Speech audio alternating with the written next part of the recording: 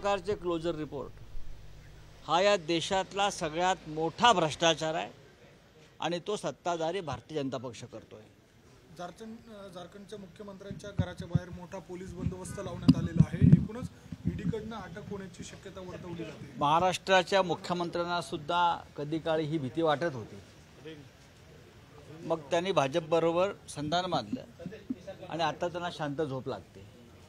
हेमंत सोरेन यांनी भाजपबरोबर संधान बांधण्यास नकार दिला। अत्यंत स्वाभिमानाने बेडरपणे ते परिस्थितीला सामोरे जात आहेत, पण एका राज्याच्या लोकनियुक्त मुख्यमंत्र्याच्या संदर्भात अशी कारवाई करणं बरं का, हे कितपत योग्य आहे? त्यांची चौकशी करू शकता, दुसरीकडे त्यांची तुम्ही चौकशी करू शकता, त्यांच्यावरती काही आरोप असतील तर आरोपपत्र टाकू शकता।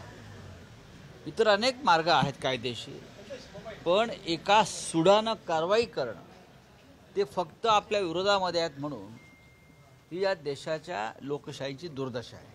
दुसरीकडे केजरीवाल यांना देखील 5वी नोटीस ईडीने बजावली येईल ना। आणखीन काही भारतीय जनता पक्षाच्या संदर्भात ज्यांची वेगळी भूमिका